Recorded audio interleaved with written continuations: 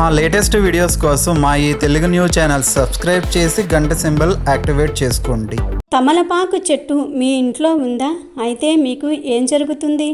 తమలపాకును కొయ్యాలంటే నిజంగా నియమాలు పాటించాలా అనే విషయాన్ని ఈరోజు మనం ఈ వీడియోలో తెలుసుకుందాం.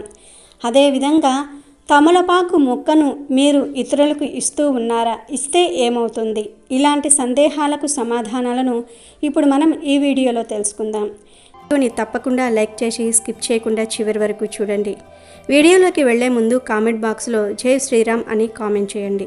చాలామంది తమలపాకు చెట్టును ఇంట్లో పెంచుకుంటూ ఉన్నారు. కానీ కొంతమంది దానిని దైవ సంభూతమైన చెట్టుగా భావించి ఆకులు తెంపకుండా పవిత్రంగా చూసుకుంటూ ఉన్నారు. ఎప్పుడు పడితే అప్పుడు తమలపాకులు చెట్టు నుండి కొయ్యవచ్చా అనే సందేహాలు కూడా చాలామందిలో తలెత్తుతూ ఉన్నాయి. కానీ తమలపాకు చెట్టు విషయంలో ఇన్ని నియమాలు పాటించాల్సిన అవసరం లేదని శాస్త్రం తెలిసిన పండితులు చెప్తూ ఉన్నారు. ఈ రోజుల్లో ప్రతి ఊరిలోకి నర్సరీలు వచ్చేశాయి.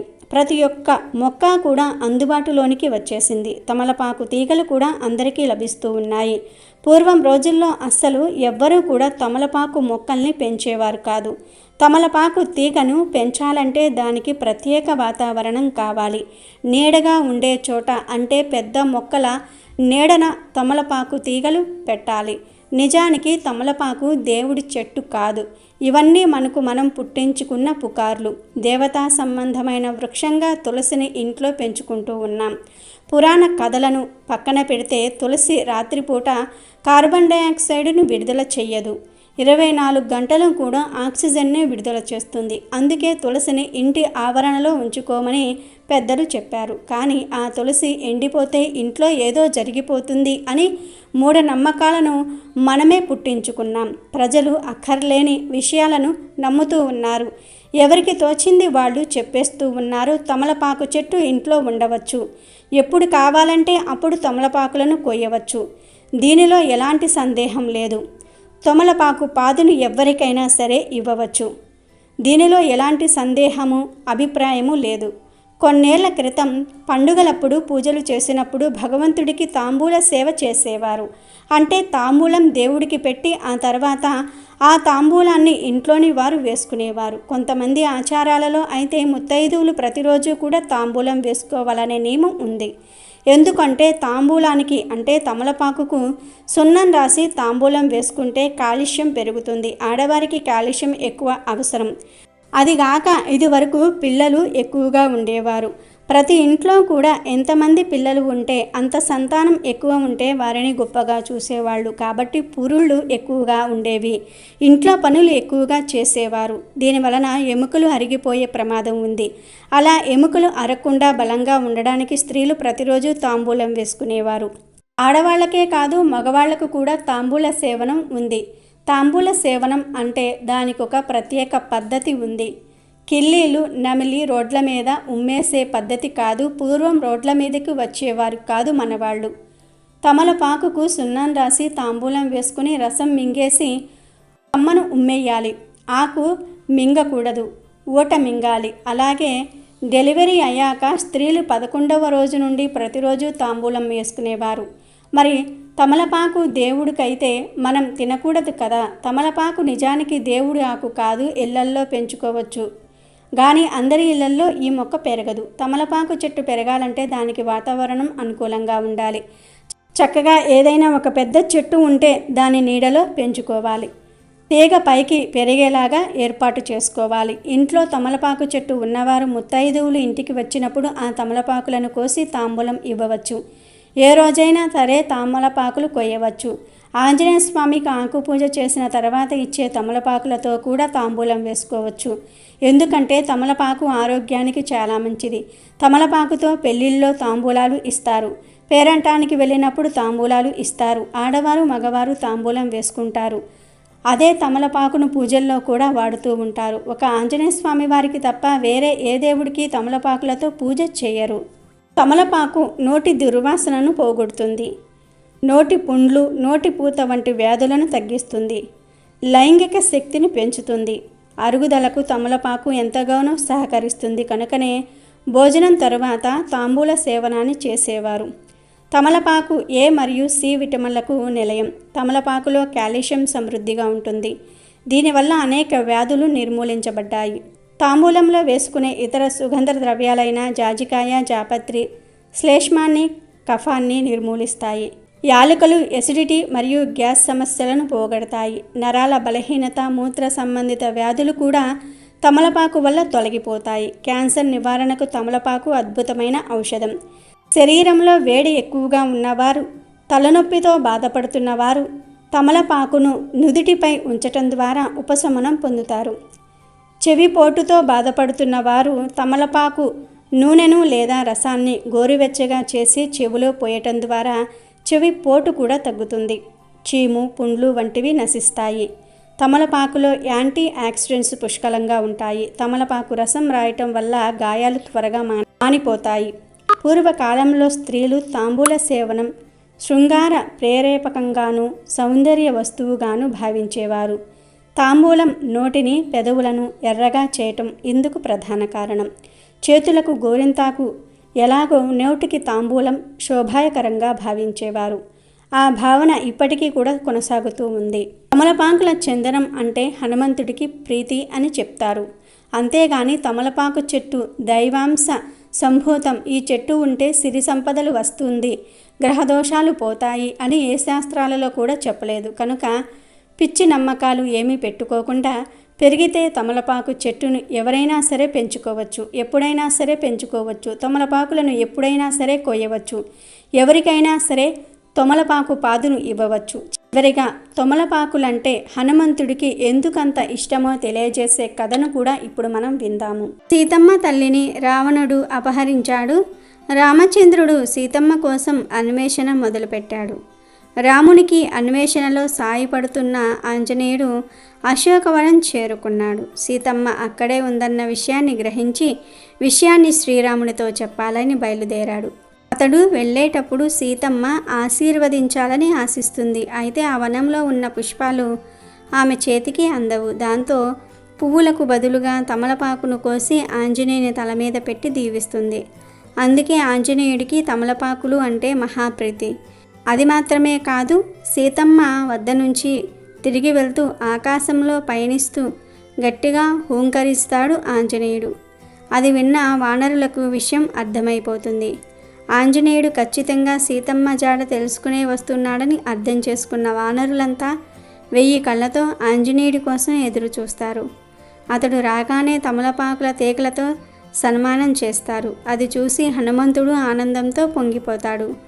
అందువల్లే ఆంజనేయుడికి తమలపాకుల మాలను వేస్తే స్వామి పరమానందం చెంది దీవెనలు కుమ్మరిస్తాడని అంటారు. ఒకసారి సీతమ్మ తల్లి అందించే తమలపాకుల చిలకల్ని సేవిస్తున్న శ్రీరాముని వద్దకు వచ్చిన ఆంజనేయుడు శ్రీరాముణ్ణి, స్వామి ఏమిటది, మీ నోరు అంత ఎర్రగా ఎందుకయ్యింది అని అడిగాడు.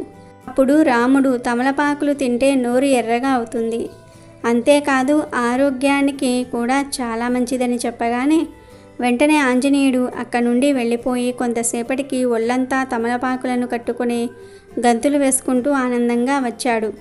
కనుక తమలపాకుల హారం ఆంజనేయుడికి సమర్పిస్తే భార్యాభర్తల మధ్య సమస్యలు తొలగిపోతాయి, సీతారాముల్లాగా అన్యోన్యంగా ఉంటారు అని ప్రతీతి. ఈ చెట్టు పొరపాటున కూడా మీ ఇంట్లో ఉండకూడదు. ఉంటే మీకు, మీ కుటుంబ సభ్యులకు అస్సలు మంచిది కాదు. సంపద తగ్గిపోతుంది. మీ ఇంట్లోకి దుష్ట శక్తులు మరియు నెగిటివ్ ఎనర్జీ ప్రవేశిస్తూ ఉంటాయి. మరణాలు సంభవించే ప్రమాదం కూడా ఉంది.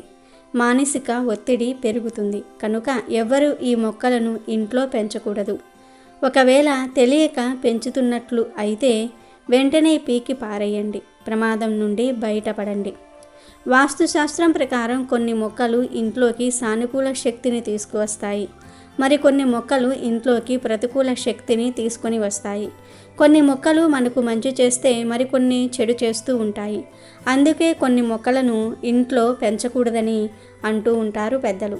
మీ ఇంట్లో పొరపాటున అయినా సరే ఈ 7 మొక్కలు పెరిగితే వెంటనే వాటిని పీకి పడేయండి. మరి ఇంతకీ ఇంట్లో పెంచకూడని ఆ మొక్కలు ఏమిటో ఇప్పుడు మనం ఈ వీడియోలో వివరంగా తెలుసుకుందాము. కూడని మొక్కలలో మొట్టమొదటి చెట్టు ఏమిటి అంటే రేగి చెట్టు. రేగి పళ్ళు తినడానికి చాలా రుచికరంగా ఉంటాయి. కానీ ఈ చెట్లను ఇంట్లో నాటడం అంత మంచిది కాదు.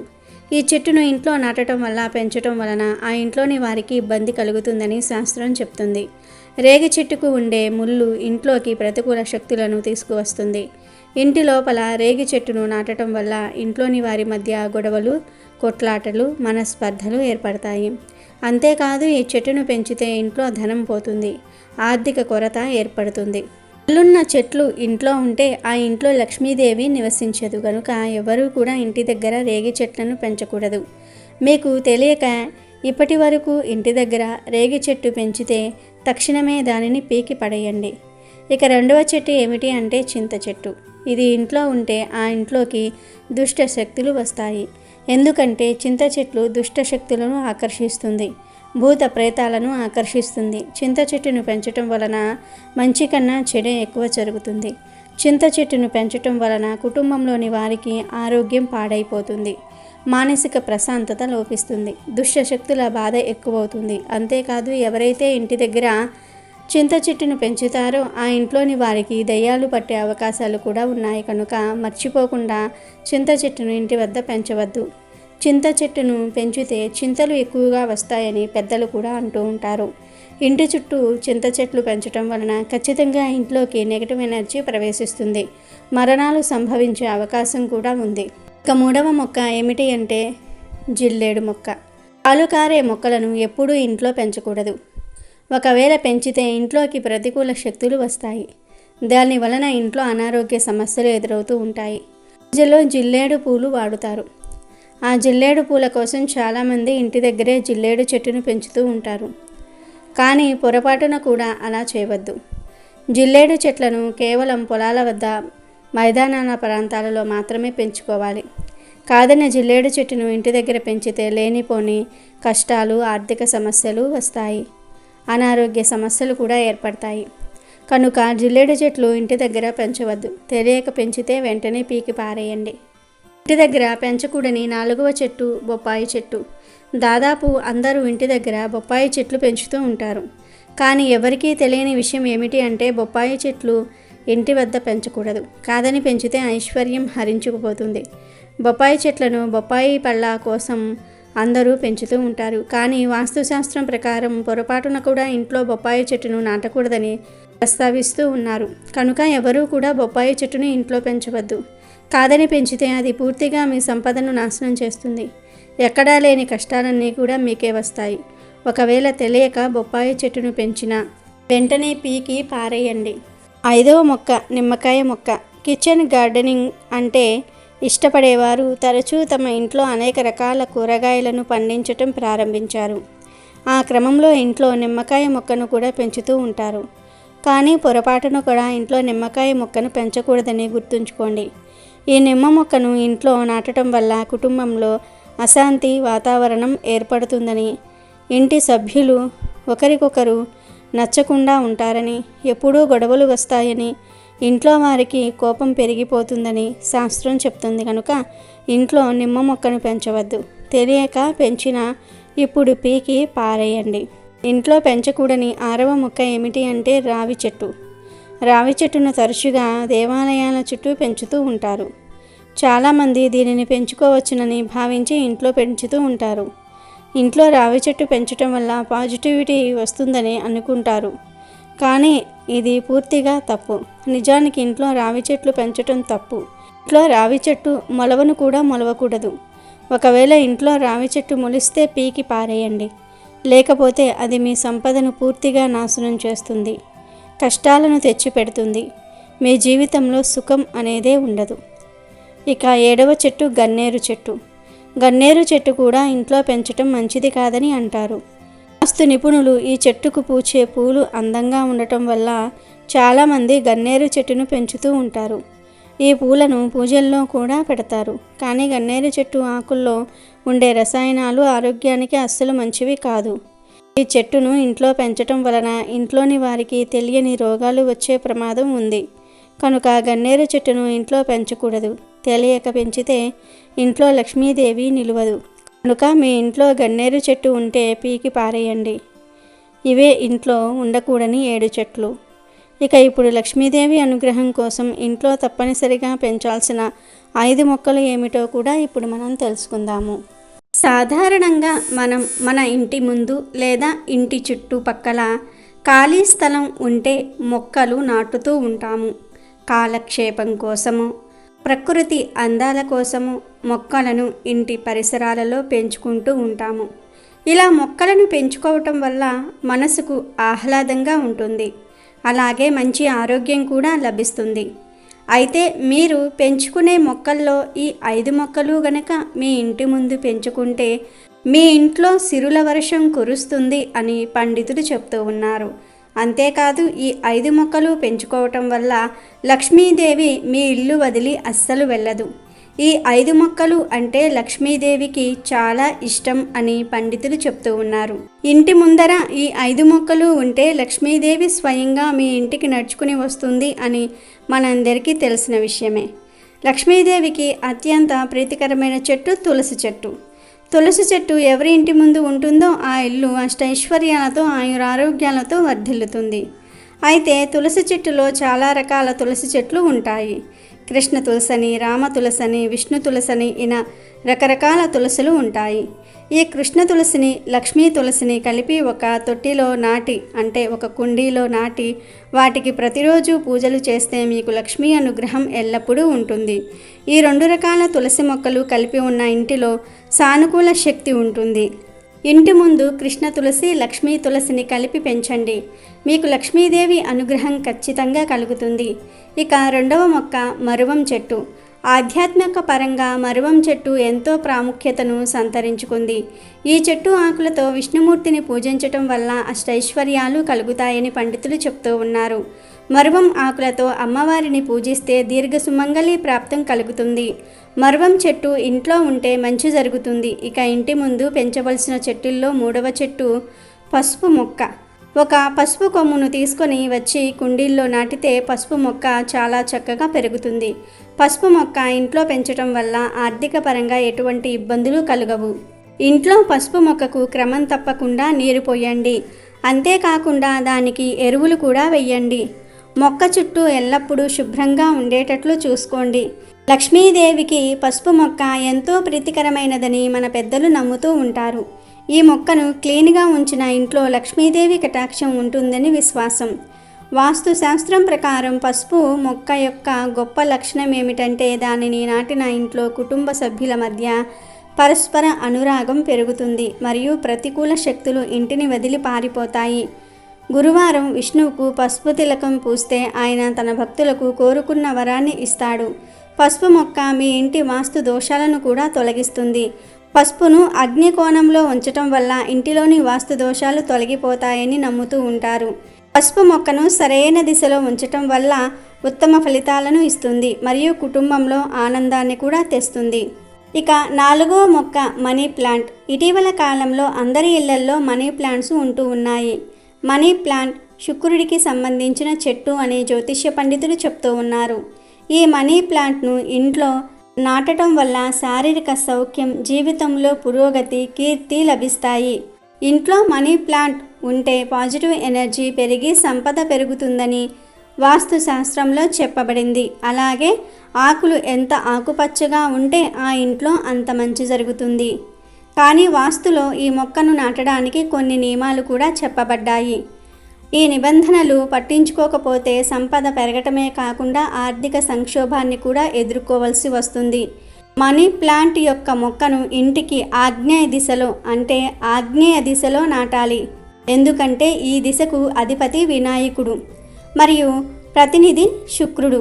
ఇంటి బయట ఈ మొక్కను నాటకూడదు. ఇంట్లో మనీ ప్లాంట్ నాటితే ధనానికి లోటు ఉండదు, సకల అరిష్టాలు కూడా పోతాయి. మనీ ప్లాంట్ను ఈశాన్య దిశ మధ్యలో ఎప్పుడూ నాటకూడదు. మనీ ప్లాంట్ ఆకులు ఎండిపోతూ ఉంటే వెంటనే వాటిని తొలగించి మొక్క యొక్క తీగ నేలను తాకకుండా జాగ్రత్త వహించాలి. బదులుగా దాని తీగకు తాడు లేదా కర్ర కట్టి పైకి వెళ్ళనివ్వండి. తీగను పెంచటం సంపద మరియు శ్రేయస్సును ఇస్తుంది మరియు వృత్తిలో పురోగతి ఉంటుంది. మనీ ప్లాంట్ యొక్క తీగ నేలపై ఉంటే ఎవరైనా ఆర్థిక నష్టాన్ని ఎదుర్కోవలసి ఉంటుంది. శ్రేయస్సుకు అవరోధంగా మారుతుంది. ఇక 5వ మొక్క బిల్వవృక్షం. బిల్వవృక్షం ఇంటిలో పెంచటం వల్ల సత్ఫలితాలు కలుగుతాయని పండితులు చెప్తూ ఉన్నారు. బిల్వవృక్షం పెంచటం వల్ల అశ్వమేధ యాగం చేసినంత ఫలితం దక్కుతుంది. మీరు ఇంటిలో బిల్వవృక్షం పెంచుకుంటే ఆ వృక్షం మొదట్లో చిన్న శివలింగాన్ని ఉంచండి. మీకు చాలా మంచి జరుగుతుంది. బిల్వవృక్షం దేవతా వృక్షం కాబట్టి దీనిని ఇంటికి ఆగ్నేయ దిశలో ఉంచండి.